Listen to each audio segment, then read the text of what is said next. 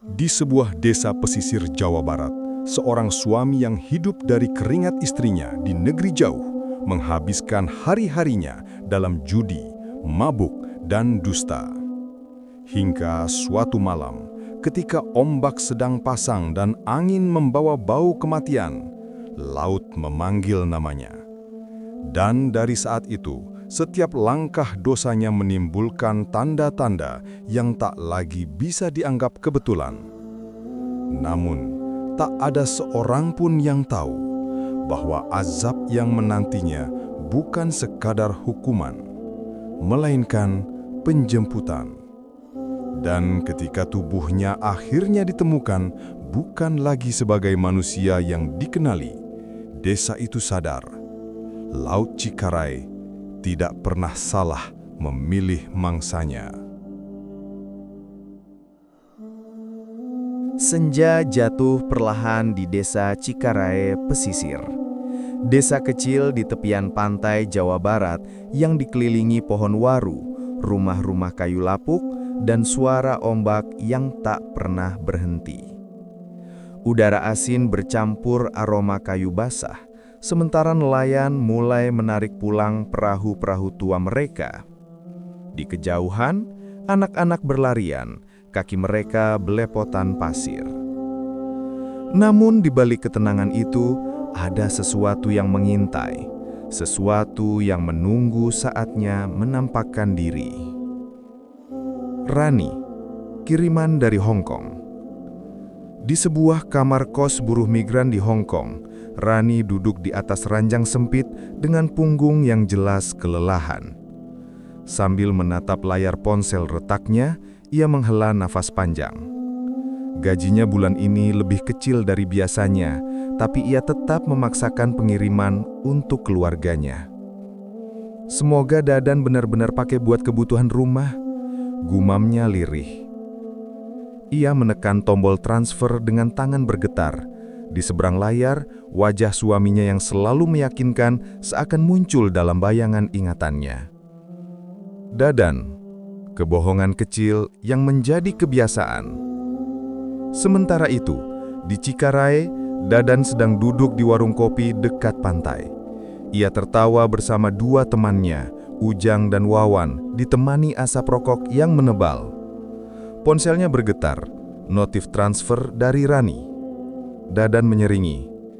"Alhamdulillah, lancar rezeki," katanya padahal niatnya bukan untuk belanja kebutuhan dapur.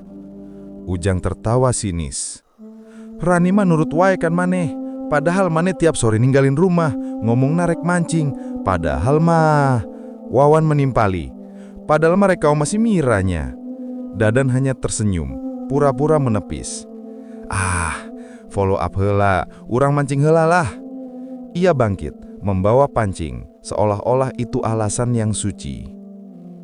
Pantai Cikarai, tanda awal. Langit berubah merah keunguan ketika Dadan tiba di pantai yang sepi. Ombak berdebur lembut, memberi suasana damai yang menipu. Ia melempar kail dengan gerakan santai, duduk di atas batu besar. Tak butuh waktu lama sebelum pancingnya bergerak. "Oh, resep ya mah," gumamnya sambil menarik hasil pancingan besar. Seekor ikan mas laut cukup gemuk menggelepar di udara. Dadan tersenyum puas. Namun senyum itu hilang saat ia membuka plastik untuk menyimpan ikan itu. Ikan yang baru saja ditariknya, yang masih berkedip beberapa detik yang lalu, mendadak berubah. Kulitnya menghitam, sisiknya terkelupas, perutnya robek tanpa alasan, dan belatung menggeliat keluar. Putih, basah, hidup. Dadan mundur tersentak, menjatuhkan pancingnya. "Astagfirullah, naon iya?" Ia memaksa melihat sekali lagi. Ikan itu sudah seperti bangkai yang telah membusuk berhari-hari. Bau menyengat menusuk hidungnya, padahal ikan itu baru saja keluar dari laut. Ombak tiba-tiba menghempas kaki Dadan lebih keras dari biasanya. Dingin, seperti menggenggam. Angin pesisir membawa suara lirih. Seperti desis, seperti bisikan. "Moal aya nu bisa disumputkeun." Dadan merinding. Ia memungut pancingnya dan melangkah cepat menjauhi pantai. Tapi bau busuk itu menempel pada tangannya, tak bisa hilang meski ia menggosoknya dengan pasir. Di kosnya di Hong Kong, Rani tersenyum kecil, mengira uang itu akan meringankan beban suaminya. Di Cikaraya, Dadan terus menggosok tangannya di bawah air sumur. Dan laut hanya diam, seolah menyimpan pengetahuan tentang apa yang akan datang. Azab itu belum dimulai. Ini baru salam pembukanya. Malam turun cepat di desa Cikaraya pesisir, membawa hawa lembab yang menempel di dinding rumah-rumah kayu. Angin laut menusuk celah-celah papan, membuat tirai tipis berkibar seperti nafas yang tidak sabar. Dari kejauhan, suara jangkrik bertaut dengan desiran ombak, menciptakan latar yang seharusnya tenang. Tapi bagi Jidan, ketenangan tidak pernah benar-benar ada di rumahnya. Jidan, ketakutan yang tidak dimengerti. Di sudut ruang tamu kecil, bocah itu memeluk lututnya erat. Matanya menatap pintu yang berkedut karena angin. Tubuhnya gemetar setiap kali mendengar langkah kaki ayahnya mendekat. Dadan, atau Raka dalam versi nama awalnya, kini memakai nama lebih natural yang telah diubah menjadi Dadan Sakti. Suara sendal jepit menyeret lantai terdengar dari teras. Jidan mundur, memegang mainan mobil-mobilannya yang sudah patah. Bukan karena jatuh, tapi karena Dadan mengamuk kemarin. Pintu terbuka keras. Dadan masuk dengan wajah masam, tubuhnya masih membawa bau amis dari pantai. Ia menendang sendal sembarangan. "Diuk di dinya wae, budak. Ulah loba nanyakeun. Diam saja. Jangan banyak tanya." Jidan makin menciut, menempel ke dinding. Ada sesuatu yang berubah dari ayahnya sejak kejadian ikan busuk kemarin. Tatapannya lebih mudah tersulit, suaranya lebih keras, dan entah mengapa, bayangan di wajahnya seperti lebih gelap dari biasanya. Bu Rini, nasihat yang tak didengar. Dari dapur, Bu Rini, ibu Dadan, menatap cucunya dengan iba. Wajahnya keriput. Suara lembutnya selalu berusaha menjadi keseimbangan di rumah itu. Ia menghampiri perlahan. "Dan, inget pisan, Rani jauh-jauh gawe napikeun anjeun. Sing inget amanah, ulah sok ngomong kasar ka budak." Dadan mendengus keras. Ia tidak suka dinasehati ketika harga dirinya goyah.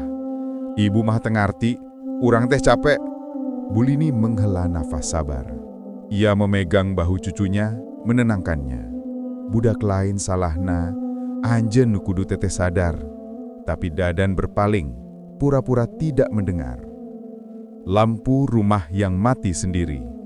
Malam semakin dalam. Dadan duduk di ruang tengah, memijat tangannya yang masih terasa bau busuk meski sudah dicuci berkali-kali. Rasa gelisah itu makin kuat. Ia marah tanpa alasan, pada Jidan, pada ibunya, pada keadaan, pada dirinya sendiri. Kenapa sih hirup teh jadi siga kieu?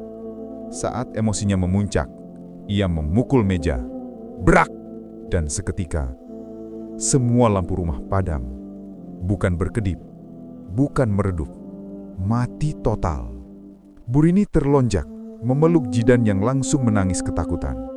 Dadan berdiri, wajahnya berubah pucat.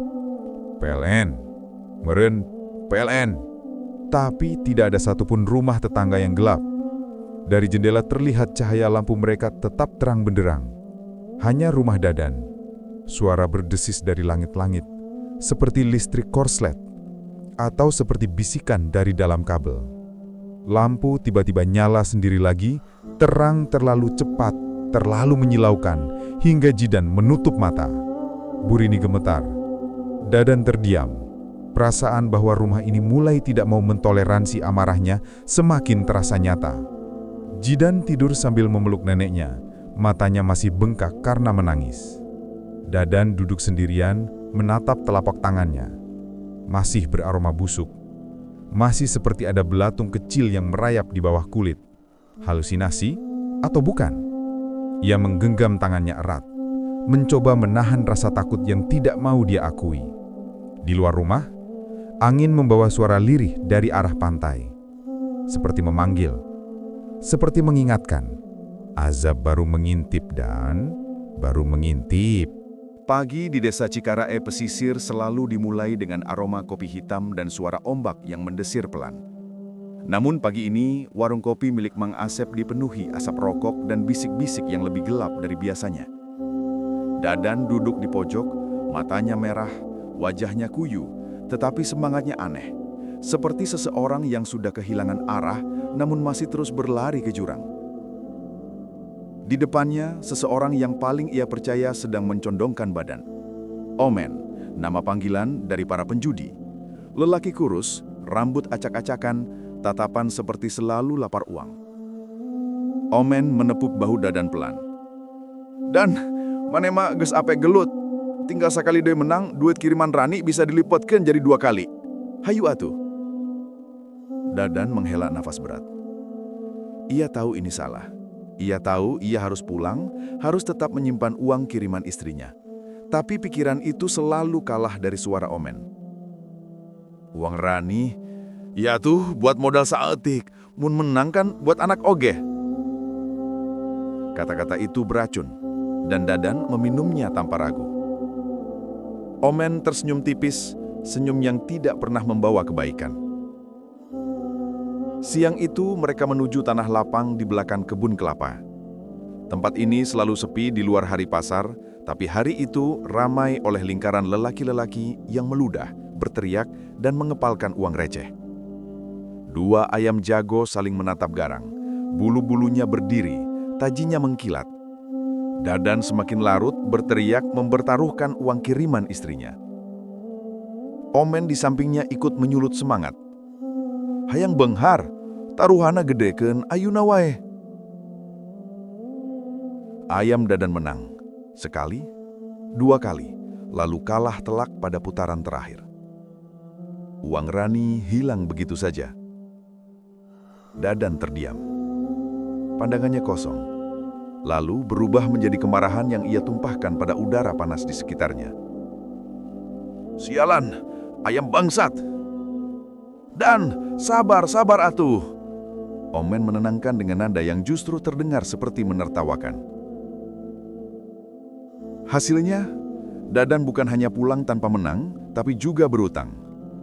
Utang pada orang-orang yang tidak pernah mengenal kata tenggat waktu. Dadan pulang larut malam. Langit Cikarae gelap total, seolah awan menutup bulan dengan sengaja. Angin laut menusuk dingin membawa aroma garam bercampur busuk.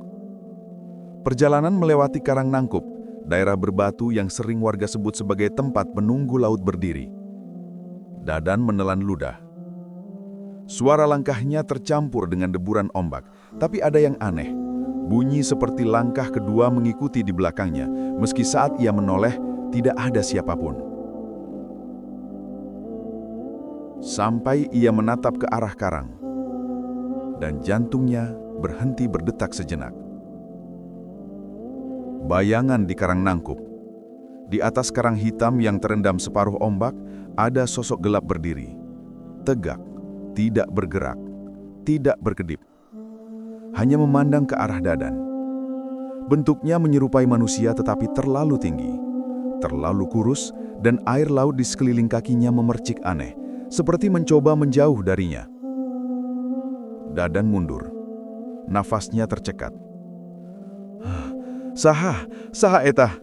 Bayangan itu tidak berkata-kata, namun kepala samar tersebut bergerak sedikit, ke kiri, ke kanan, seolah sedang mengamati. Dadan terpeleset dan jatuh duduk.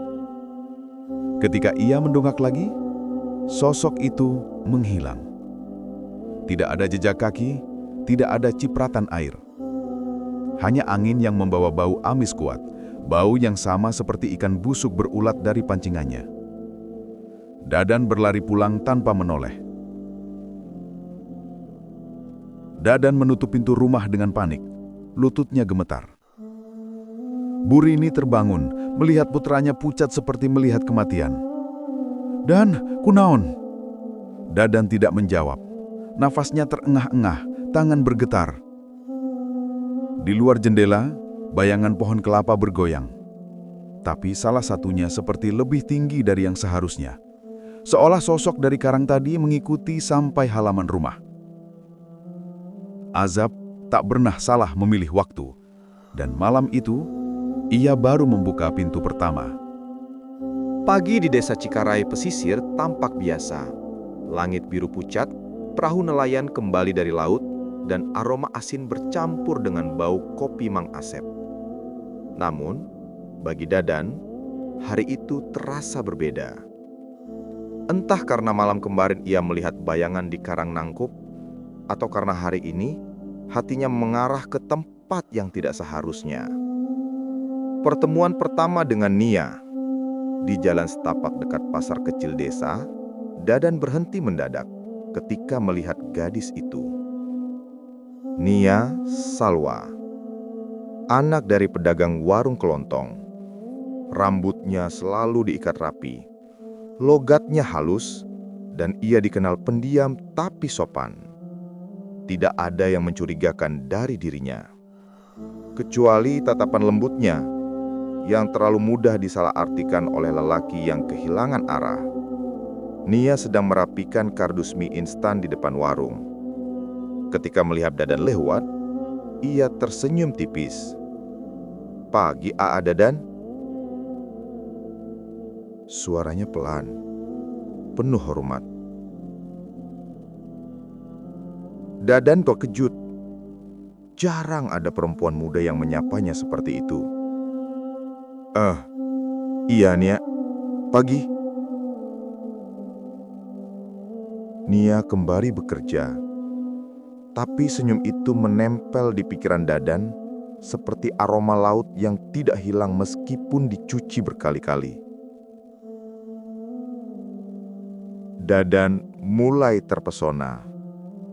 Ia kembali ke warung Nia sore harinya. Alasan yang dibuat-buat, beli sabun cuci, beli rokok, beli air mineral. Padahal semuanya masih ada di rumah. Nia melayaninya dengan sopan, tanpa curiga. Dadan menatap tangannya yang lembut saat menerima uang. Menatap matanya yang tenang. Menatap cara ia mengucapkan hatur nuhun yang membuat dada Dadan terasa aneh. Campuran kagum dan rasa bersalah yang ia abaikan. Omen yang kebetulan lewat hanya tersenyum sinis. "Hati-hati Dan, cewek ngorak mah racun paling enteng, tapi paling cepat nyebar. Hati-hati Dan, perempuan muda itu racun paling ringan, tetapi paling cepat menyebar." Dadan tidak peduli. Ia sudah terlanjur masuk. Tas kecil dari uang kiriman Rani. Besoknya, dengan uang kiriman Rani yang baru masuk, Dadan membeli tas kecil warna krem yang ia lihat sedang dipajang di toko seberang jalan. Tas sederhana, tapi cukup manis. Tas itu seharusnya untuk membeli vitamin Jidan, atau membayar utang ayam, atau disisihkan untuk kebutuhan rumah yang makin sulit. Namun, Dadan membungkus tas itu rapi dan menyerahkannya pada Nia saat warung sedang sepi. Nia terkejut. Matanya membesar. Aa, ieu keur abdi? Ini buat saya?" Dadan mengangguk sambil tersenyum kecil, berusaha terlihat percaya diri. "Iya Nia, cocok keur maneh." "Iya Nia, cocok buat kamu." Nia tampak bingung, tapi menerima. "Hatur nuhun Aa. Tapi iyo mah kaleuwihi." "Terima kasih Aa. Tapi ini terlalu berlebihan. Dadan merasa dadanya hangat. Perasaan itu seperti membuatnya lupa segala masalah. Lupa istrinya, lupa anaknya, lupa utangnya. Ia lupa dirinya sedang menggali lubang. Lupa bahwa setiap kebohongan punya bayaran. Kebohongan pada Bu Rini. Malam itu, Dadan pulang dan mendapati Bu Rini sedang memilah kebutuhan dapur. Dan duit kiriman Rani kanggo malon. Urang butuh meli susu kerjidan. Dan uang kiriman Rani dipakai untuk apa? Kita butuh beli susu kerjidan. Dadan kaku. Ia menelan ludah. Tadi ka pasar. Harganya naik. Duitna tinggali saetik. Tapi besok aya duit kiriman. Tadi ka pasar. Harganya naik. Duitna tinggali saetik. Tapi besok ada kiriman lagi. Buri ini terdiam. Ia mengenali kebohongan itu seperti mengenali suara ombak yang sudah ia dengar seumur hidup. Dan ulah bohong deui. Hidup ulah jauh ti berkah. Dan jangan bohong lagi. Hidup jangan jauh dari berkah. Dadan mengangkat suara, menutupi rasa bersalah. Ibu mah sok suuzon wae. Ibu selalu buruk sangka. Dan tepat saat suaranya meninggi,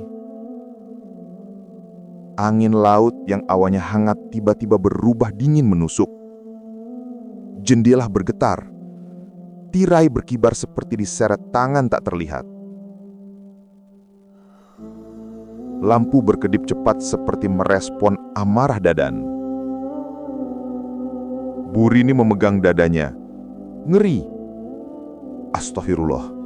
Ieu angin naon Dan? Astagfirullah. Angin apa ini Dan? Dadan merasa punggungnya merinding dari tengkuk hingga pinggang, seperti ada sesuatu berdiri tepat di belakangnya. Ketika ia menoleh, tidak ada siapa-siapa. Tapi baunya ada. Bau amis laut bercampur busuk. Bau dari malam ia melihat bayangan di karang nangkup.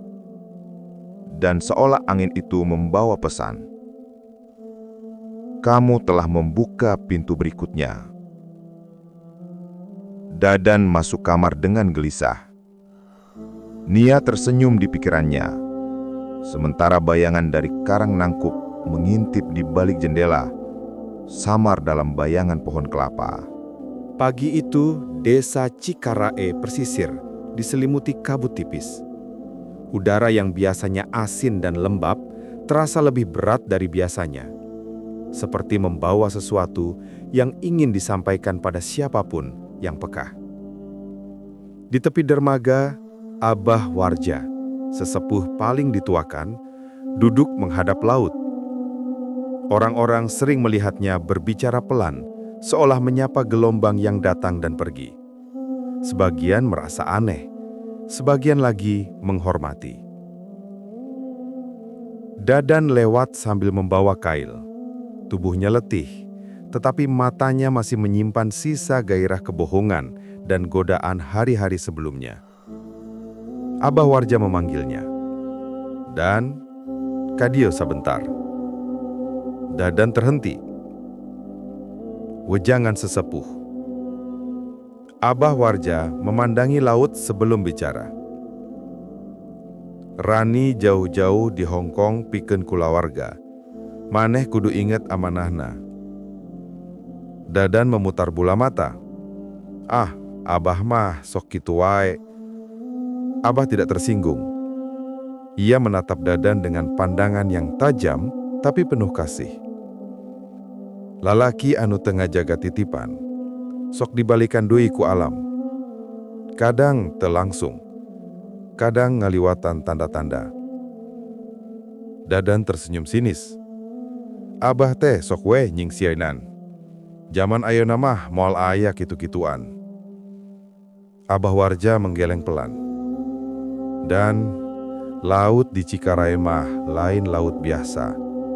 Anjen mun salah melangkah, sok dipanggil ku anu nyingcingan di jerona. Dadan tertawa keras. Aing dipanggil laut. Abah istirahat saja, kebanyakan halusinasi. Abah Warja hanya menutup mata, menarik napas panjang seperti menahan sesuatu yang hanya ia saja yang bisa lihat. Suara laut tak lagi normal. Dadan berjalan pergi sambil mengumpat dalam hati. Ia melepaskan diri dari pembicaraan itu, seolah baru saja kabur dari sebuah dongeng tua yang membosankan.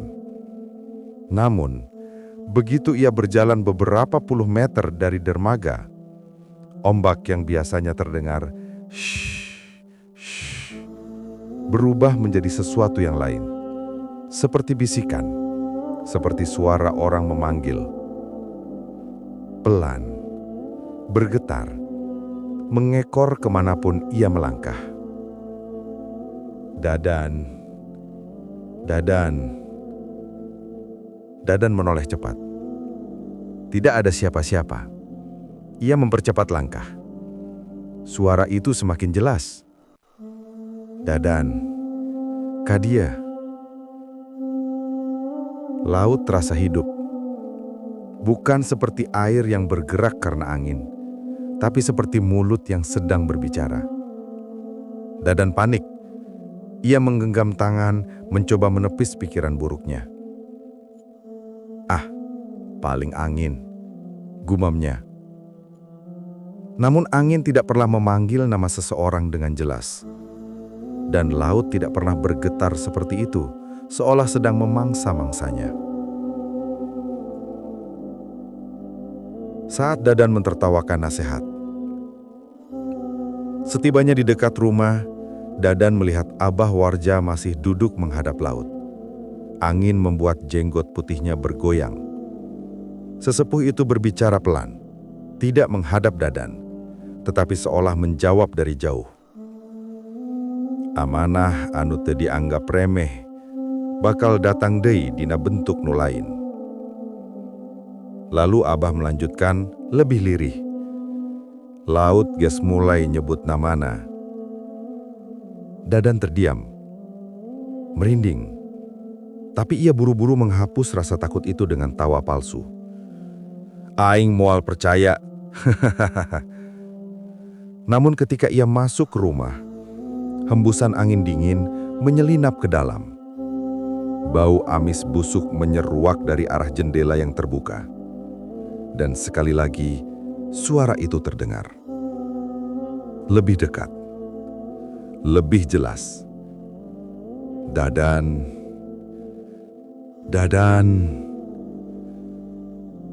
Dadan menutup pintu keras-keras. Nafasnya kacau.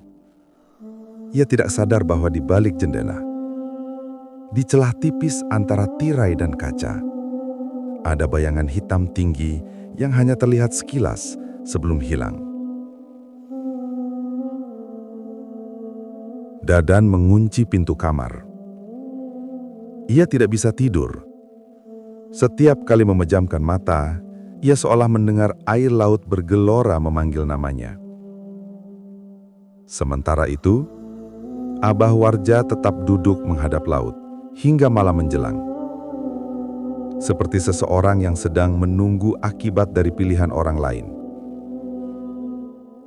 Laut tidak pernah memanggil tanpa sebab. Angin sore di desa Cikarae pesisir berembus malas, membawa bau asin dari laut yang mulai pasang. Rumah panggung milik Dadan tampak kusam, halamannya penuh dedaunan kering dan sandal-sandal berserakan.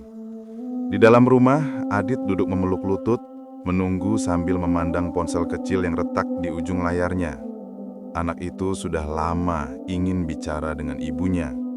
Ketika layar menyala, wajah Rani muncul, letih tapi penuh kerinduan. Cahaya dari kamar asrama pekerja di Hong Kong membingkai wajahnya dengan dingin. Rani tersenyum kecil. "Adit, gimana kabarnya, Nak?" Adit hendak menjawab, tapi bayangan tubuh Dadan lewat di belakangnya. Seketika bocah itu membungkam, menelan rasa takut yang sudah lama mengunci mulutnya. Rani memperhatikan perubahan ekspresi anaknya, jantungnya menciut pelan. "Dit, kamu kurusan. Kamu sakit? Kamu makan apa aja akhir-akhir ini?" Suara Rani pelan tapi getarannya tidak bisa disembunyikan. Adit menungguk. Adit suka makan mie aja, Mah." Rani membejamkan mata. Air matanya jatuh sebelum sempat ia tahan. Lalu ia memperhatikan latar belakang. Lantai penuh bungkus rokok, dinding berdebu, kain jemuran menumpuk, kipas angin tak bergerak meski cuaca panas. Sungguh bukan rumah yang ditinggalkannya setahun lalu. "Dadan, kamu di situ kan?" Suara Rani meninggi. Luka dan kemarahan bercampur menjadi satu. Dadan muncul di belakang Adit. Wajahnya tegang. "Kenapa? Jangan bikin ribut. Adit baik-baik aja." Rani menahan napas. Suaranya pecah. "Ini rumah. Ini anak kita. Kamu pakai uang kiriman buat apa?" Dadan mengalihkan pandangan. Rahangnya mengeras. Ia tidak mau menunjukkan rasa bersalah yang merayapi dirinya. "Udah, gak usah ngatur-ngatur dari jauh. Kamu yang milih kerja ke luar negeri." Rani menatapnya lama, tajam, terluka. "Aku pergi supaya kalian makan. Bukan supaya kamu lupa jadi suami dan bapak." Dadan merasa terpojok. Dengan cepat ia menekan tombol layar. Panggilan terputus. Seperti memutus suara hati sendiri. Adit menoleh ke ayahnya. Ketakutan. "Pah, Mah nangis." Dadan tidak menjawab. Ia hanya melangkah keluar rumah dengan langkah berat, meninggalkan anaknya sendirian di ruang gelap itu. Malam turun perlahan. Awan hitam menggantung rendah, seolah menindih atap rumah. Angin dari laut tidak lagi membawa kesejukan, melainkan hawa dingin yang menusuk seperti amarah yang terpendam. Rini, tetangga sebelah, mengetuk pintu. "Dan, tadi saya lihat kaca jendela retak. Anak kamu nggak apa-apa?" Dadan hendak menjawab, tetapi brak! Jendela kanan rumah pecah tanpa peringatan, dihentam hempasan angin yang tiba-tiba berputar seperti pusaran kecil. Pecahan kaca memercik ke lantai. Adit menjerit, "Adit!" Rini terperanjat. "Astagfirullah, itu angin dari laut." Dadan membeku. Suara angin itu seperti berbisik, seperti seseorang memanggil namanya, seperti suara laut ingin menyampaikan sesuatu. Ia menelan ludah. Untuk pertama kalinya sejak lama, ada rasa takut yang menetes ke dalam hatinya. Malam itu, tak seorang pun di rumah itu bisa tidur nyenyak. Fajar di desa Cikarai pesisir biasanya membawa ketenangan. Warna jingga yang lembut, burung camar yang melintas rendah, dan suara ombak yang berulang-ulang seperti doa. Namun, pagi itu, ketenangan tidak menyentuh hati Dadan sama sekali. Sejak kasus video call dengan Rani, pikirannya tidak pernah jernih. Bahkan wajah Adit yang muram tidak cukup untuk membangunkannya dari kebiasaan buruk. Utang judinya pada Omen sudah menggunung, dan sang rentenir mulai menagih dengan cara yang lebih kasar. Di warung kopi milik Bu Rini, Omen menatap Dadan dengan dingin. "Waktu kamu udah habis, malam nanti aku datang lagi. Kalau nggak ada uang, ya kamu siap-siap aja." Dadan meremas gelas kopinya. "Aku lagi cari cara. Sabar dulu lah." Omen mencebir. "Hahaha, sabar. Kamu pikir dunia ini milik kamu sendiri? Cari duit, jangan pura-pura miskin." Dadan menelan kekesalan itu mentah-mentah. Ia tidak punya pilihan. Ia butuh uang, cepat. Di tepi pantai, ia melangkah sendirian ke area tambatan perahu para nelayan. Beberapa jaring besar ditumpuk rapi. Itu milik Ujang dan Dayat, dua nelayan yang paling rajin. Jaring itu baru diperbaiki kemarin, dan nilainya tinggi jika dijual cepat. Dadan menetapnya lama. Ia tahu ini salah. Ia tahu ini akan melukai kepercayaan orang-orang desa Cikarai Pesisir yang selama ini menghormatinya, setidaknya sebelum ia terjerumus. Tapi kebutuhan membuat ia membutahkan diri. Dengan napas gugup, ia mulai menyeret salah satu jaring besar itu, berusaha menghindari suara gesekan yang bisa memancing perhatian. Langit tiba-tiba berubah. Awan mendung turun begitu cepat, seolah mengintai apa yang sedang terjadi. Dadan menengok ke laut. Ombak yang tadi tenang kini menggeliat, naik turun tak beraturan, seperti sedang resah, seperti sedang memperhatikan. Ia mempercepat gerakannya, namun suara ombak makin keras, menggelegar ke bibir pantai meski angin tidak berhembus kencang. "Cepat, cepat!" Dadan bergumam panik. Saat ia hendak mengangkat jaring itu ke pundak, suara gemuruh memecah udara. Ombak besar tiba-tiba muncul, bukan ombak biasa. Gelombangnya tinggi, melengkung aneh, seperti memiliki bentuk, seperti memiliki arah. Seakan laut itu melihatnya, seakan laut itu marah. Brak! Ombak menghantam batu karang dan menyapu sampai mendekati kakinya. Dadan terhempas ke belakang, jaring itu terlepas dari genggaman dan jatuh ke pasir. Dadan merangkak, tubuhnya gemetar. Air laut mengalir ke tanah di sekitarnya, membentuk pola yang aneh seolah mengurungnya untuk sesaat. Ia menatap air itu, dan untuk sepersekian detik, ia melihat sesuatu. Bayangan hitam, seperti siluet tubuh manusia, berdiri tepat di tengah ombak yang baru surut. Diam, mengawasinya. Dadan berteriak pelan dan bangkit terburu-buru, meninggalkan jaring curian itu. Ia lari secepat kakinya mampu, tanpa memedulikan pasir yang menempel atau napas yang tercekik oleh rasa takut. Di belakangnya, laut kembali mengempas pelan, seolah memberikan peringatan terakhir. Ketika ia sampai di rumah, Adit memandangnya dari pintu. Mata anak itu penuh ketakutan dan kesepian. Namun Dadan tidak punya keberanian untuk melihat balik. Ia masuk, menutup pintu, dan menahan napas. Untuk pertama kalinya ia merasa bahwa bukan hanya manusia yang kecewa padanya. Laut pun mulai menolak keberadaannya. Sore itu, langit desa Cikarai Pesisir tampak berat, seperti menahan hujan yang belum turun. Angin membawa aroma asin yang lembab, meniup daun-daun kelapa di halaman rumah panggung milik Dadan. Di dalam rumah, suasana jauh lebih kelam daripada cuaca. Adit duduk meringkuk di sudut kamar. Bekas pecahan kaca jendela masih berserakan, dan bayangan ketakutan yang sudah lama tinggal di hatinya semakin menebal setelah kejadian-kejadian belakangan ini. Ia mendengar Dadan menggerutu di ruang depan, suara keras yang membuat dadanya berdegup tak menentu. Adit tak tahan lagi. Ia meraih tas kecil bergambar pudar, memasukkan 2 pasang pakaian, dan tanpa suara membuka pintu belakang rumah. Angin laut langsung menyergap kulitnya, dingin dan menusuk. Tapi itu masih lebih baik daripada rasa takut yang mencekiknya setiap hari. Dengan langkah pelan namun mantap, Adit pergi. Menjelang maghrib, Dadan baru menyadari keheningan yang aneh. Rumah biasanya dipenuhi suara kecil Adit, entah batuk, langkah kaki, atau bisikan ketakutan yang nyaris tidak terdengar. Sekarang sunyi total.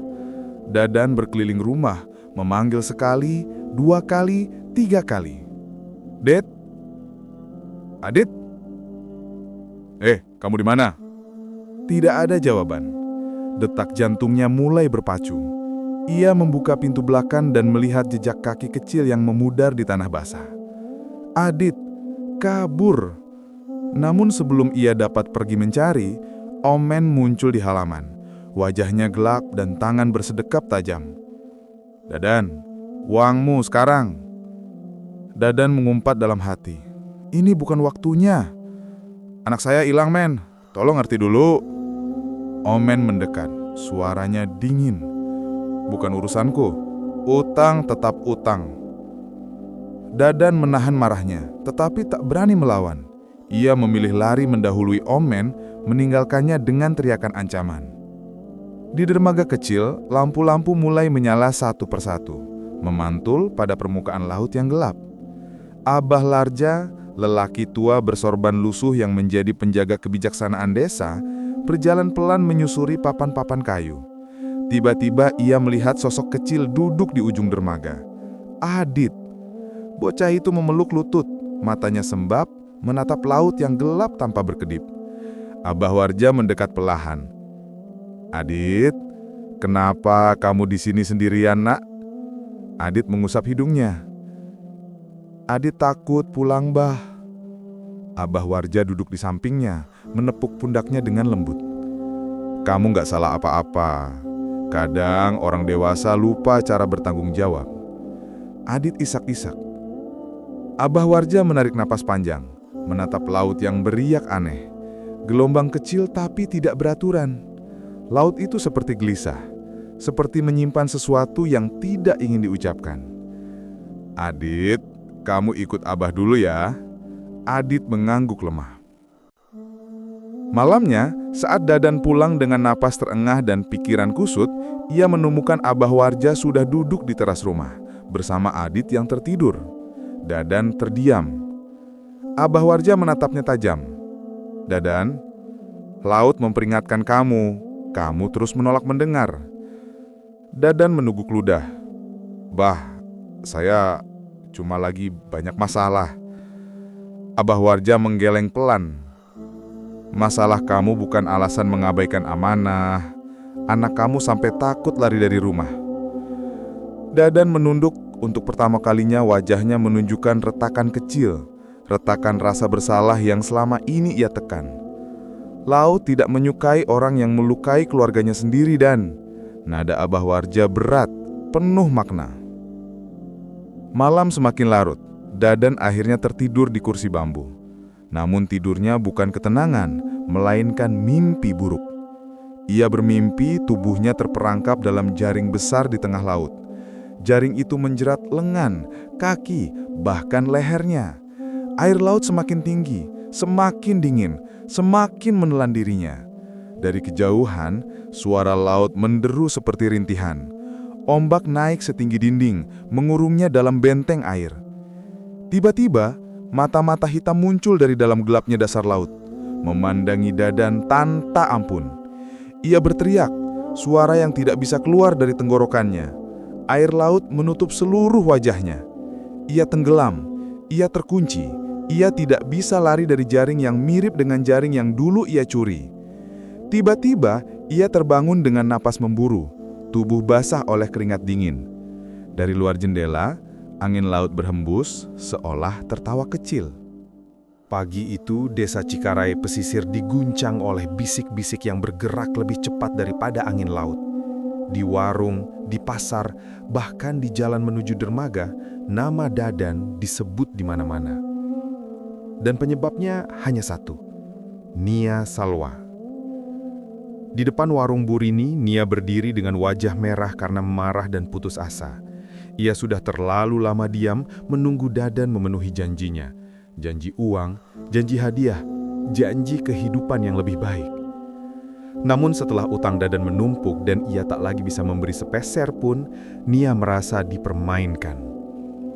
Kalau dia nggak bisa tanggung jawab, saya nggak mau cuma jadi simpenan gelap-gelap begini, teriaknya di depan warga yang mulai berkumpul. Burini tertegun. Nia, kamu sadar apa yang kamu omongkan? Nia menunjuk ke arah rumah Dadan. Biar sekalian semuanya tahu, Dadan udah pakai uang kiriman istrinya buat saya, buat beli tas, buat ngajak saya makan, buat... Ia tak melanjutkan. Tapi makna kalimatnya menggantung di udara seperti bau amis yang menusuk. Warga saling pandang. Beberapa terlihat syok, beberapa lainnya menggeleng kecewa. Kabar itu menyebar sekejap. Dalam 1 jam, semua orang di Cikaraya tahu. Di rumah kecil yang berada sedikit jauh dari tepi pantai, Emah Onih duduk lemas di dipan. Nafasnya berat, wajahnya pucat. Ia mendengar suara tetangga lewat, bisik-bisik tentang anaknya. Emah Onih kasihan, Dadan keterlaluan. Istrinya kerja di luar negeri, uangnya dipakai buat perempuan lain. Malu banget keluarganya. Setiap kalimat itu membuat dada Emah seperti dipukul dari dalam. Ia menahan air mata, tapi tubuhnya tak mampu melawan. Dengan suara lirih, ia memanggil, "Dadan." Namun Dadan tidak ada. Emah Onih memegang dadanya, nafasnya tersengal, rasa malu dan kecewa menenggelamkan hatinya. Perlahan tubuhnya rebah dan ia tak sadarkan diri. Sore menjelang, Dadan baru pulang dari pantai setelah berusaha mencari ikan. Padahal yang ia peroleh hanya kegelisahan. Berita soal Nia sampai ke telinganya sebelum ia melangkah 5 meter ke rumah. Warga menatap tajam. Ada yang menghindari tatapan, ada yang berbisik keras sengaja, ada yang mencibir. Dadan merasa dirinya seperti sampah yang terbuang. Wajahnya memanas karena malu dan marah meski harusnya ia tahu siapa yang harus disalahkan. Ia bergegas masuk ke rumah dan tubuhnya lunglai ketika melihat Emah Onih terbaring pucat di dipan, ditemani Adit yang menangis pelan. Ma bangun, Ma." Emah membuka mata perlahan, tatapannya sayu tapi penuh luka yang tak bisa sembuh. "Dan kenapa kamu jadi begini, Nak?" Dadan terpaku. Ia tidak punya jawabannya. Air mata Adit jatuh membasahi tangan neneknya. Abah Warja datang tak lama kemudian, memeriksa kondisi Emah Onih dengan tenang namun tegas. "Ini bukan sekadar sakit fisik, Dan. Ini sakit hati. Dan penyebabnya kamu." Dadan mengantamkan tangannya, bukan karena marah pada Abah Warja, tapi pada dirinya sendiri. Namun sebelum ia sempat membela diri, rasa perih yang luar biasa menyerang lengan dan tengkuknya. Dadan mengeringis, memegangi kulitnya. Kulit lengannya tampak merah melepuh seperti baru disiram air panas. Namun ketika disentuh terasa seperti asam laut. Rasanya panas, perih dan berdenyut, mengarah ke luka bakar yang tidak wajar. "Apa ini?" Dadan terengah. Abah Warja menatapnya lama. Laut sedang menagih. Dadan membantah spontan, "Ini cuma alergi." Namun perih itu menyebar cepat, gatal yang tajam, panas yang menjalar, dan tekstur kulit yang mulai mengelupas. Seperti kulit seseorang yang terlalu lama berada di air asin yang kotor dan penuh sengatan. Adit menatap ayahnya dengan ngeri. Emah Onih meneteskan air mata sedih. Desa Cikarae Pesisir perlahan sadar. Azab itu sudah mulai bekerja. Dan Dadan baru merasakan permukaannya saja. Sejak pagi, udara di desa Cikarae Pesisir terasa lebih dingin daripada biasanya. Bukan dingin cuaca, tetapi dingin sikap manusia. Dingin pandangan mata, dingin bisikan yang sengaja dikeraskan agar terdengar oleh satu orang saja, yaitu Dadan. Ia berjalan menuju warung Burini, berniat membeli obat untuk kulitnya yang semakin perih. Kulit lengan kirinya kini tampak melepuh biru kehitaman, seperti terkena racun laut. Setiap langkah membuat rasa perih menjalar hingga pundak. Namun ketika ia tiba di depan warung, Burini langsung menutup pintu setengah. "Bu, saya cuma mau beli obat merah sama perban." Burini menatapnya dengan wajah gusar namun iba. "Maaf Dan, tapi warga pada ngomong, mereka takut kamu bawa bala." "Saya cuma lagi ada masalah, gak ada hubungannya sama desa." Namun dua orang lelaki yang sedang duduk di kursi bambu langsung berdiri ketika Dadan mendekat. "Jangan dekat-dekat, Dan. Katanya semalam ada suara perempuan nangis dari pantai pas kamu lewat." Dadan tertegun. Ia baru tahu kalau desanya menyimpan cerita itu. Sore harinya, Dadan mencoba membantu nelayan menarik perahu. Ia ingin menunjukkan bahwa ia masih bagian dari desa, masih ingin berguna.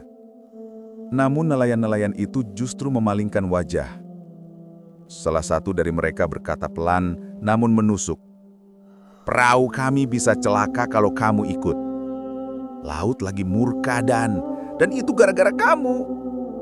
Seperti disambar petir, dada Dadan mengencang. Ia melangkah mundur, tubuhnya lemas. Sebelum pergi, ia mendengar bisikan. Dulu anak baik, sekarang bawa sial. Mulai banyak ikan busuk sejak dia sering ke pantai. Jaring ditemukan sobek, tanda-tanda gak beres. Dadan menahan marah dan malu. Namun saat ia hendak berbalik, kulit di bawah lehernya terasa tersayat.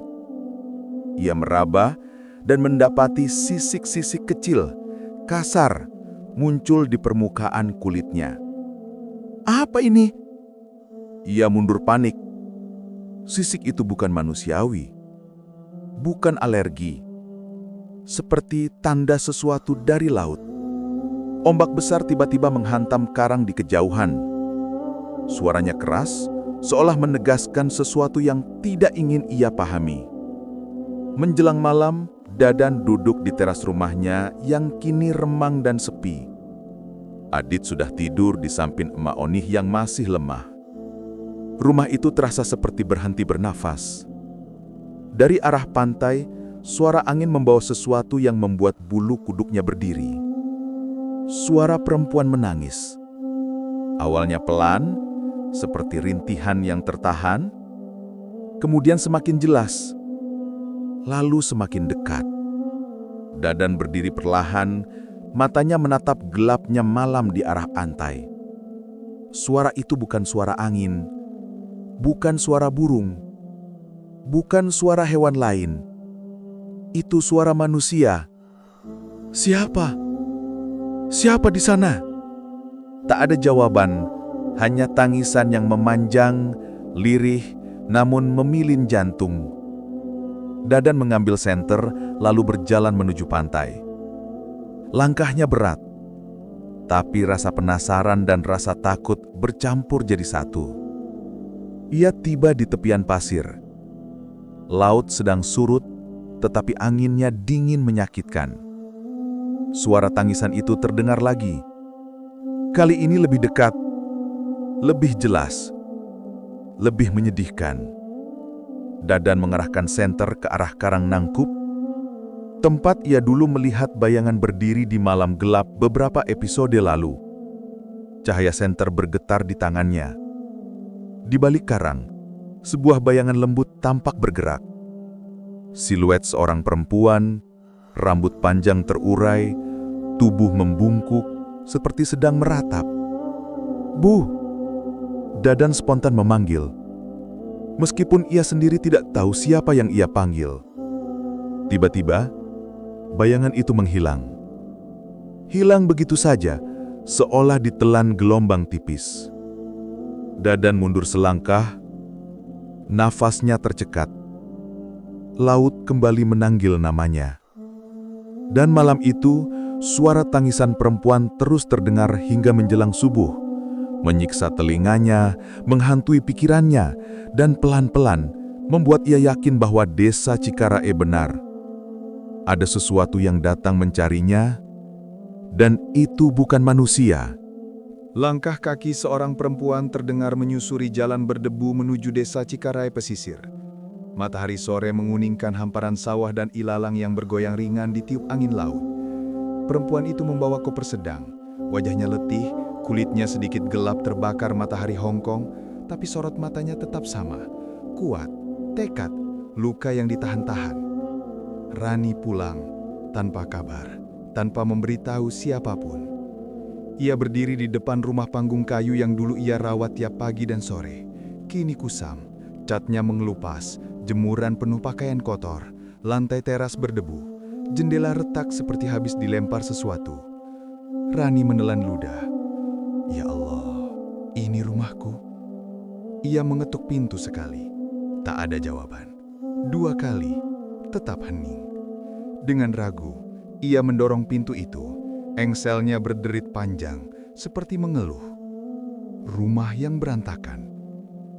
Begitu pintu terbuka, detak jantungnya tersendat. Ruang tengah berantakan, piring kotor menggunung, sampah berserakan, lantai lengket, bau rokok dan alkohol menyengat seperti racun. Rani mengangkat tangan ke mulutnya, menahan mual dan amarah. Di sudut ruangan, seorang anak kecil meringkuk dengan selimut tipis. "Adit?" Anak itu mengangkat kepala pelan. Wajahnya tirus, lingkar mata hitam, tubuhnya kurus tak wajar. Begitu melihat Rani, ia berlari, terhuyung, lalu memeluk. "Umi." Suaranya parau seperti sudah lama tidak merasakan kasih. Rani hampir jatuh terduduk, air matanya mengalir begitu saja. "Ya Allah, kenapa kamu bisa begini? Mana ayah, mana Dadan, siapa yang jaga kamu?" Adit hanya menggeleng sambil menangis terseduh. Konfrontasi. Langkah berat terdengar dari luar, pintu terbuka keras. Dadan masuk membawa ember kecil berisi ikan yang sudah mulai menghitam. Ia tidak sadar Ran sudah pulang, sampai matanya menangkap sosok itu. Dadan membeku. "Rani?" Suara Dadan terdengar seperti batu jatuh ke air, penuh keterkejutan dan ketakutan. Rani berdiri, memeluk Adit erat-erat, tatapannya dingin dan tajam seperti bilah pisau. "Dadan," katanya lirih namun tegas. "Jelaskan, sekarang." Dadan menelan ludah, tenggorokannya bergerak gelisah. Ia memalingkan wajah, mencoba tersenyum. "Sayang, ini cuma... Jangan panggil aku sayang." Suara Rani meledak seperti petir. Adit terlonjat. Rani menunjuk sekeliling rumah. "Lihat, ini hasil apa, Dadan? Hasil kerja keras siapa yang kamu habiskan? Kenapa anakmu kurus begini? Kenapa rumah kayak kapal karam?" Dadan menggenggam ember, jemarinya gemetar. "Ran, aku bisa jelaskan. Aku cuma lagi banyak masalah, lagi pusing. Kamu mabuk? Judi? Adu ayam? Atau sama perempuan yang itu?" Nada suaranya menukik, tepat mengenai jantung. Dadan terperangah, pupil matanya mengecil. Rani tidak menunggu jawaban. "Sekarang kamu jawab. Adit sakit, rumah berantakan, dan uang kiriman hilang entah kemana." Nafas Rani bergetar. "Apa kamu pernah mikirin keluarga ini walau satu hari saja?" Dadan mencoba maju, tapi Adit sembunyi di belakang ibunya. Reaksi yang seharusnya tidak dimiliki seorang anak jika ayahnya baik-baik saja. Rani menahan diri agar tidak meledak lagi. "Mulai hari ini, aku yang urus Adit. Kamu jawab semua perbuatanmu di depan sesepuh nanti." Dadan membuka mulut, tapi tak ada suara yang keluar. Tanda azab. Langit yang tidak wajar. Saat itu juga, angin laut bertiup kuat, padahal matahari belum tenggelam sepenuhnya. Awan hitam menggulung cepat dari arah pantai, menutupi cahaya sore seperti selimut muram. Langit berubah gelap dalam hitungan menit.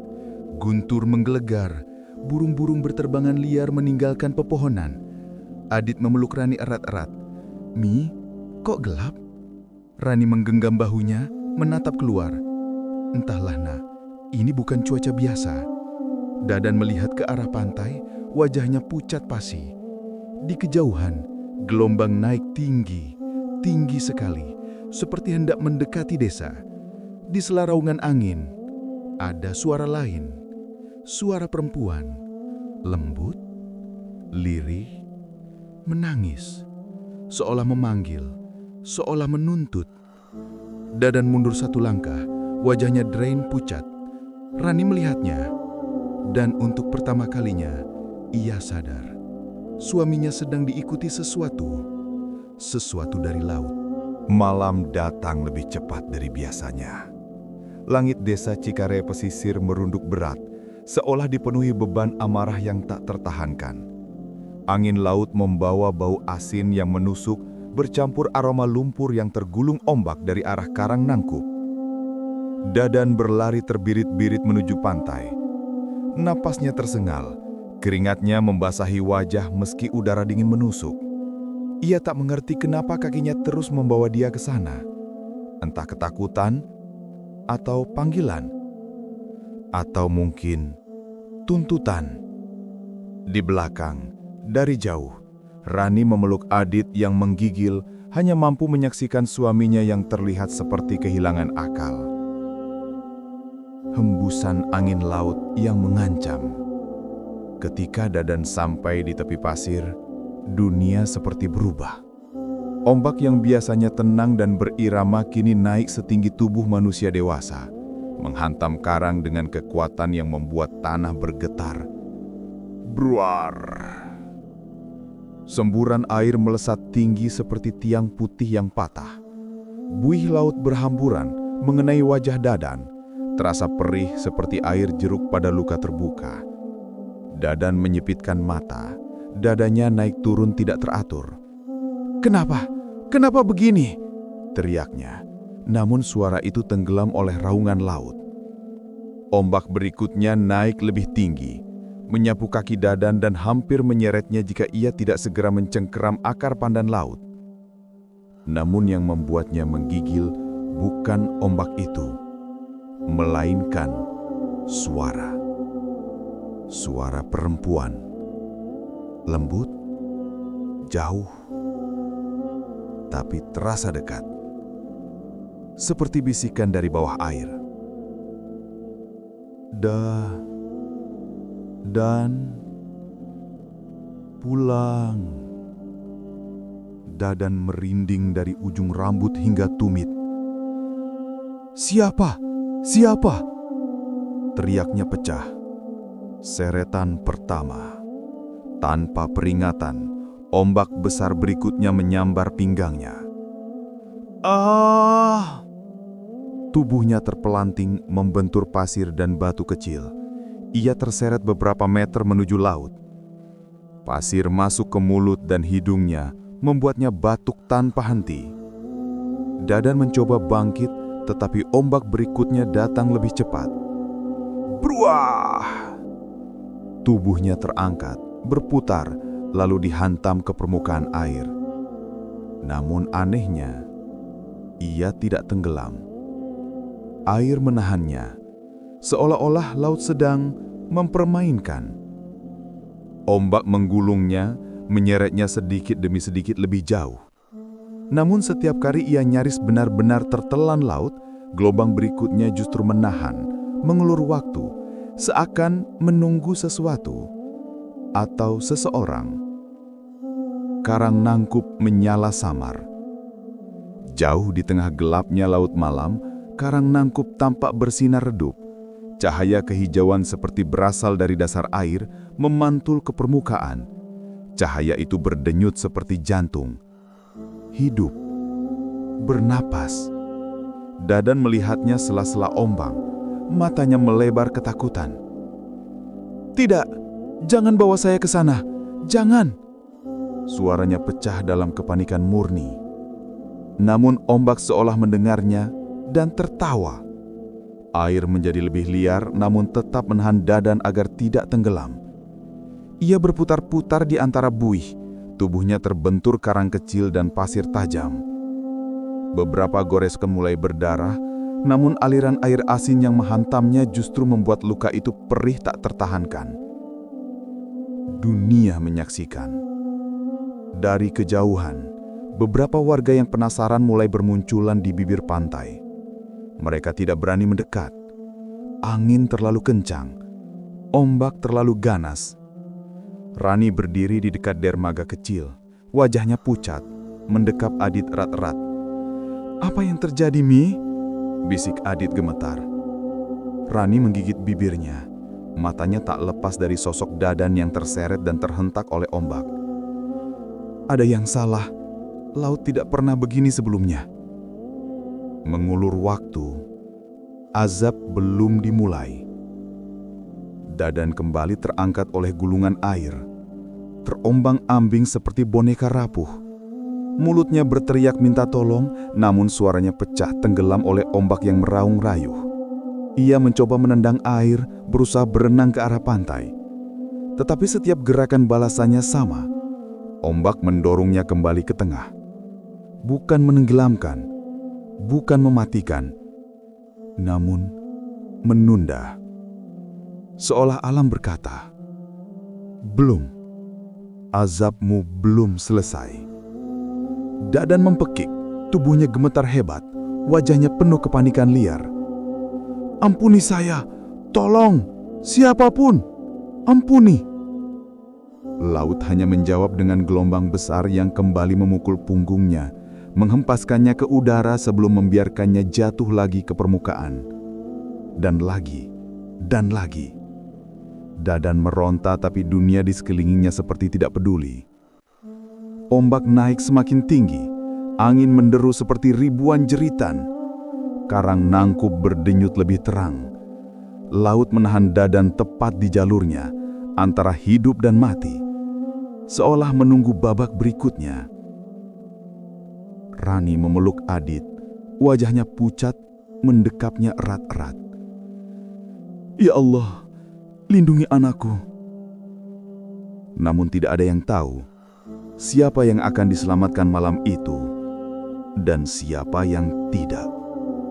Ombak di karang nangkup malam itu bukan sekadar gelombang. Ia seperti makhluk hidup, bernapas, bergerak, dan menyimpan niat. Niat yang tidak ramah. Dadan terombang-ambing di antara gelombang yang naik turun, saling tumpang tindih, membuat tubuhnya tak pernah benar-benar mencapai tempat aman. Setiap kali ia merasa bisa berpijak, ombak lain menghancurkannya. Rasa asin mengoyak bibir, rasa perih menguasai kulit, rasa takut merayap liar di dalam dada.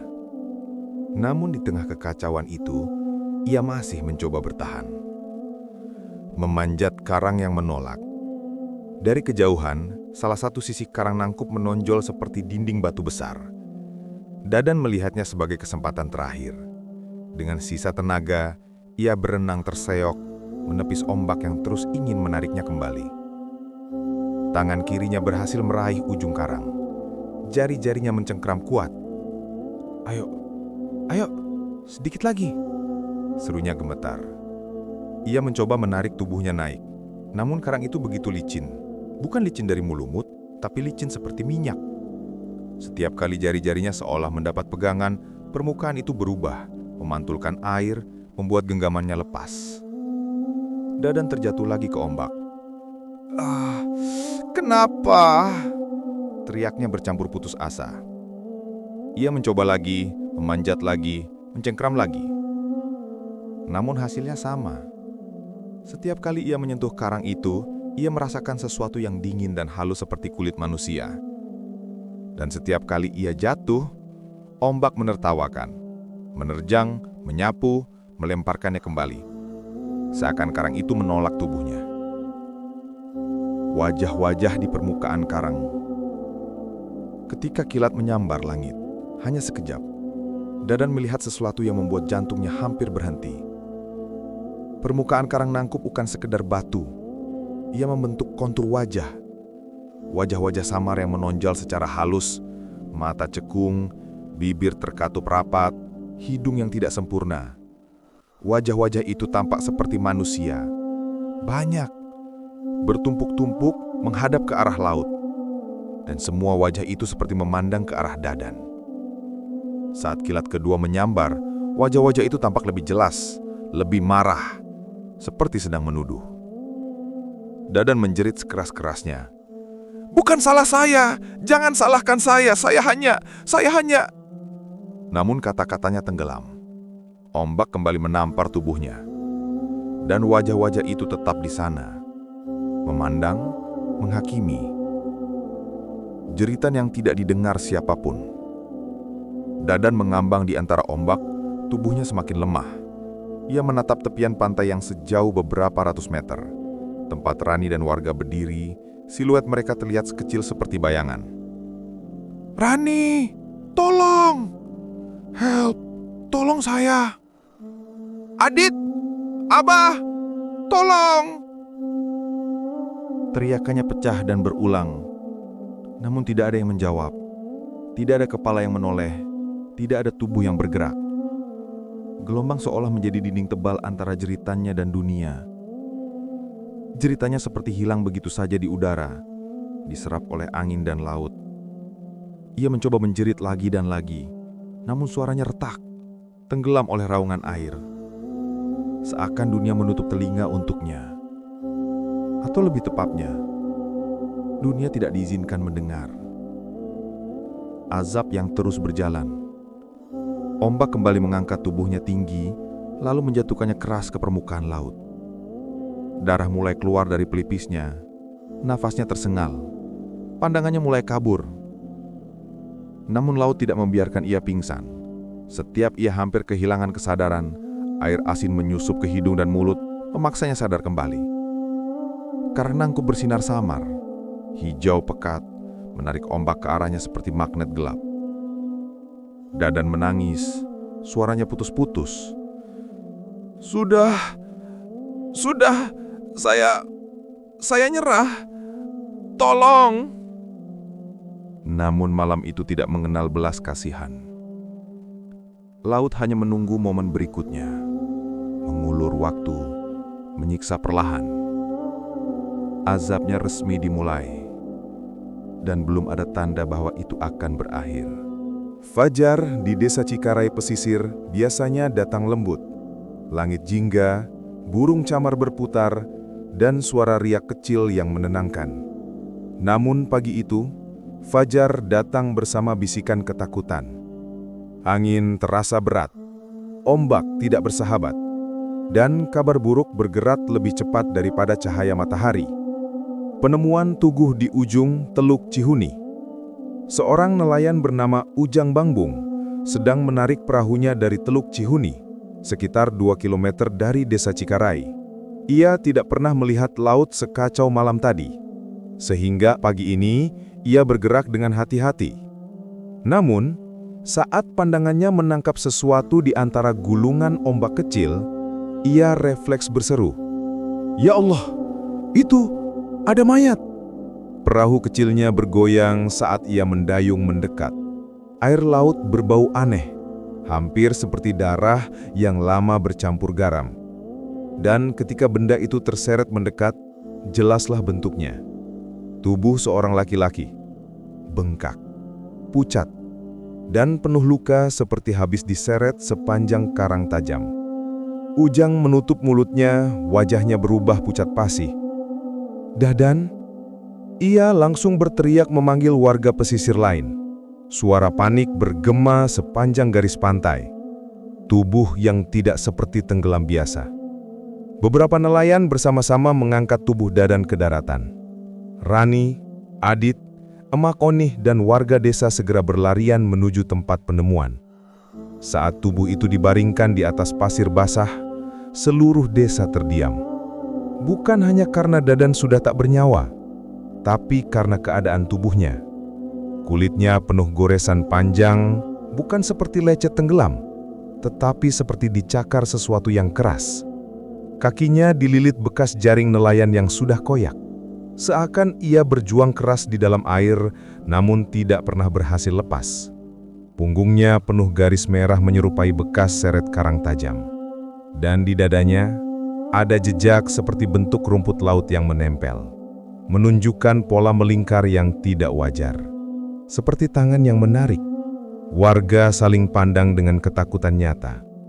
"Ini mah lain teh, bukan tenggelam biasa." "Betul, laut marah ini, marah pisan. Beda, ini mah azab, bener-bener azab." Suara Abah Warja muncul dari belakang, pelan namun memotong udara seperti pisau. Desa Cikarai heboh. Suara tangisan Rani pecah seperti kaca. Ia berlutut di samping tubuh suaminya, memeluk Adit yang menangis ketakutan melihat keadaan ayahnya. "Kenapa jadi gini? Kenapa badan AA begitu?" Rani mencoba menyentuh wajah Dadan, tapi menarik tangannya cepat. Kulit Dadan dingin, keras, dan anehnya berbau lumpur laut yang tidak biasa. Orang-orang mulai berkumpul, berbisik-bisik. Semalam ombak tinggi, tapi tidak sampai ke Teluk Cihuni. Kalau dia terseret, kenapa jaring nelayan bisa melilit begitu rupa? Goresan di badannya, seperti karang menolak dia. Masa laut bisa mengembalikan orang sejauh itu? Satu warga lain menelan ludah. Kalau ini bukan azab, lalu apa? Desa Cikarai jadi hiruk pikuk. Namun, tidak satu pun yang berani menyentuh tubuh itu terlalu dekat. Seolah mereka takut laut akan menuntut mereka juga. Abah Warja, laut tidak pernah salah. Abah Warja mendekat. Wajahnya tua namun tajam, matanya dalam dan penuh beban. Ia menutup matanya sebentar, kemudian berkata pelan, "Laut tidak pernah mengambil tanpa sebab, dan tidak pernah mengembalikan tanpa maksud." Warga menelan ludah. Ucapan Abah Warja terasa seperti kebenaran yang selama ini mereka takutkan. Dadan sudah diingatkan, sudah diberi tanda, sudah dipanggil, dan laut sudah memutuskan. Semua orang terdiam, hanya suara ombak yang menjadi saksi. Tubuh yang kembali, tapi cerita belum selesai. Rani memeluk Adit lebih erat. Wajah anak itu pucat, matanya terus menatap tubuh ayahnya tanpa berkedip. Walau kematian Dadan seharusnya menjadi akhir, entah mengapa udara di sekitar pantai terasa berat. Seperti masih ada sesuatu yang belum selesai. Seperti laut masih mengawasi, seperti azab belum sepenuhnya tuntas. Dan beberapa nelayan yang membawa tubuh Dadan berbisik, "Aneh ya, waktu kami bawa, ombak tiba-tiba tenang, persis seperti laut sengaja menyerahkannya." Warga lain menambahkan, "Berarti ini mah pesan, laut lagi ngomong sama kita." Tidak ada yang menyangkal. Desa Cikarai Pesisir resmi heboh, dan ketakutan mulai tumbuh di hati setiap orang. Pagi itu, pantai Karangnangkup diselimuti kabut tipis. Angin berembus pelan, seakan sedang menjaga jarak dari segala tragedi yang baru saja terjadi. Warga desa Cikarai berkumpul. Sebagian masih membicarakan tubuh Dadan yang ditemukan kemarin.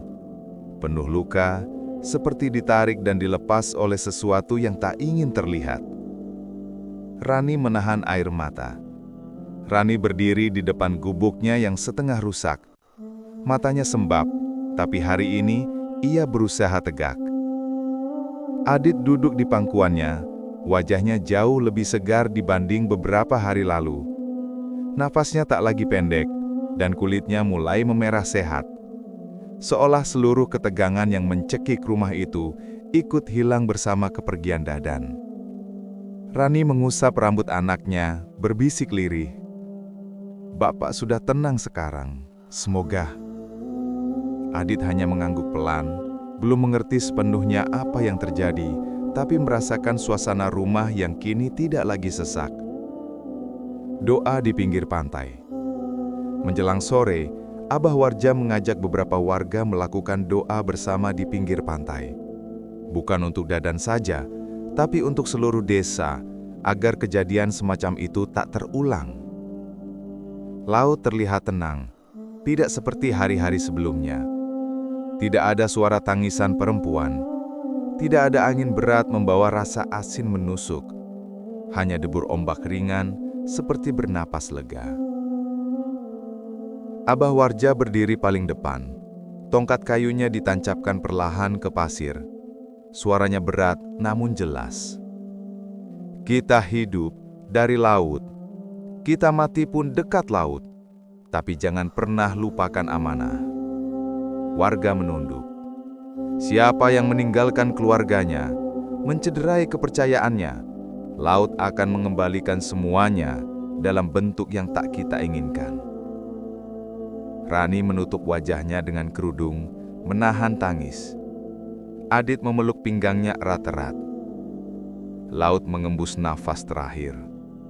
Ketika doa selesai, angin tiba-tiba berembus sekali, kuat, tapi hanya sesaat. Ombak meninggi setengah meter lalu mereda perlahan, seperti sebuah salam penutup dari sesuatu yang jauh di dalam sana. Beberapa warga saling pandang, merinding tanpa mengatakan sepatah kata. Abah Warja hanya bergumam pelan. Sudah, ia sudah pergi. Rani melangkah pulang. Saat senja turun, Rani menggandeng Adit menuju rumah. Kehidupan baru harus dimulai dari puing-puing yang tersisa. Tidak ada lagi rahasia. Tidak ada lagi suara-suara yang menghantui malam.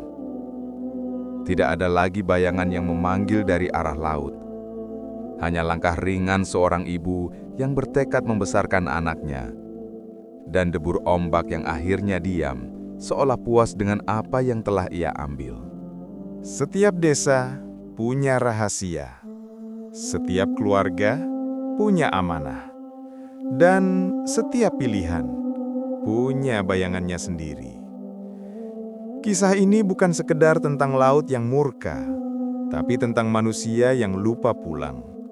Lupa pada rumah, pada anak, pada pasangan, hingga alam sendiri yang menegur. Semoga cerita ini jadi pengingat bahwa amanah bukan untuk dikhianati dan keluarga bukan untuk ditinggalkan. Terima kasih sudah mendengarkan sampai akhir. Jika kamu suka cerita-cerita penuh pesan, misteri, dan hikmah seperti ini, jangan lupa like, komen, dan share. Dan tentu saja subscribe channel Ismail Bercerita agar kamu tidak ketinggalan kisah berikutnya. Sampai jumpa di cerita selanjutnya, dan ingat, alam selalu melihat.